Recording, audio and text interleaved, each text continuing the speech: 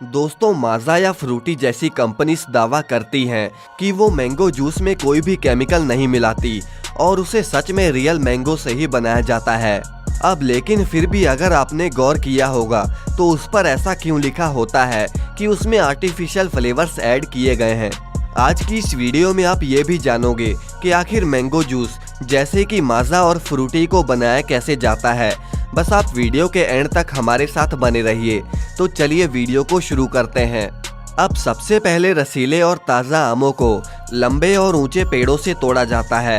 अब आम के पेड़ तो काफ़ी ऊंचे होते हैं और इसीलिए जो नीचे के आम होते हैं उन्हें तो हाथों से तोड़ लिया जाता है और जो आम ऊंचाई पर लगे होते हैं उन्हें एक स्टिक की मदद से तोड़ा जाता है जिसके आगे मैकेनिकल जॉस लगे होते हैं। जब टूटे हुए आम की स्टेम को तोड़ते समय आम के फल से एक सैप या लिक्विड निकलता है और वो सैप अगर आपके हाथ पर लग जाए तो आपका हाथ जलना शुरू हो जाता है और इसीलिए आम को ग्लव्स पहनकर पहले स्टेम निकाली जाती है और उसे तुरंत पानी में डाल दिया जाता है ताकि आम से निकलने वाली लिक्विड का टॉक्सिक इफेक्ट कम हो सके। अब कहीं ये पके हुए आम दबकर खराब ना हो जाएं, इसीलिए आमों को बड़े आराम से ग्रेड्स में भरकर फैक्ट्री के लिए रवाना कर दिया जाता है।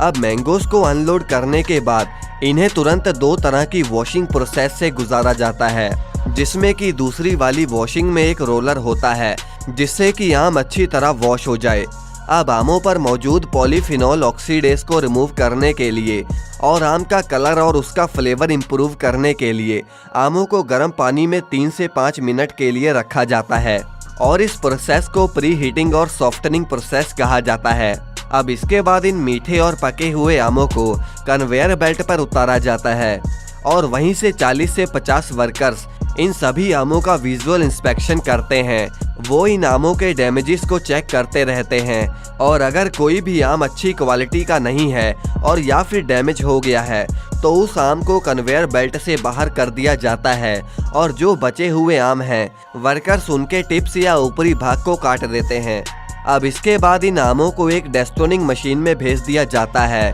जहां पर ये मशीन एक बहुत ही एफिशिएंट तरीके से आमों की गुठलियां और उनके छिलकों को अलग कर देती है और इसके बाद कहीं जाकर इन आमों को एक्सट्रैक्टर मशीन में डाल दिया जाता है जहां से इन आमों का जूस निकाला जाता है। आपको शायद ना पता हो कि इस प्रोसेस में भी दो तरह के जूसेस की कैटेगरी बनती है, विद और विदाउट पल्प, और ये दोनों तरह के जूस को निकालने के लिए अलग अलग तरह के फिल्टर्स का इस्तेमाल किया जाता है।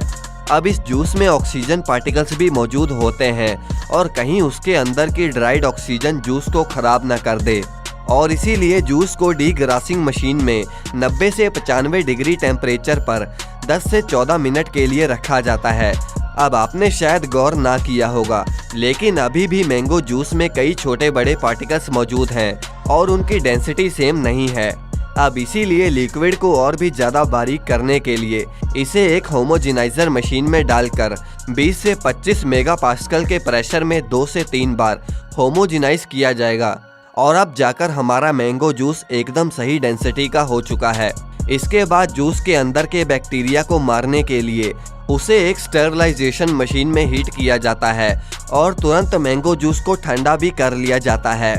और इसी प्रोसेस की वजह से जूस की शेल्फ लाइफ बढ़ जाती है और इन जूसेस को बड़े बड़े स्टोरेज टैंक्स में स्टोर करके रख लिया जाता है ताकि आमों के सीजन जाने के बाद भी हम अपनी मर्जी से कभी भी मैंगो जूस का आनंद ले सकें। अब आप ये भी कह सकते हैं कि मैंगो जूस जैसे कि माजा और फ्रूटी को हम बाहर दुकानों से लेकर पीते हैं उसे हो सकता है कि 6 से 7 महीने पहले बनाया गया हो और जूस को इतना टाइम स्टोर करने का एक नुकसान ये है कि जूस अपना फ्लेवर लूज करने लगता है और इसीलिए जूस का टेस्ट मेंटेन रखने के लिए कंपनी को इसमें आर्टिफिशियल फ्लेवर ऐड करने पड़ते हैं और यही वजह है कि बोतल के पीछे उसमें आर्टिफिशियल फ्लेवर्स एडिड लिखा जाता है। अब इसके बाद आगे जूस को बॉटल्स में फिलिंग के लिए भेज दिया जाता है और आखिर में उन बॉटल्स पर लेबलिंग कर दी जाती है जिसके बाद इन्हें हमारे तक पहुंचाने के लिए रवाना कर दिया जाता है। वैसे दोस्तों, आपको कौन सा जूस सबसे ज़्यादा पसंद है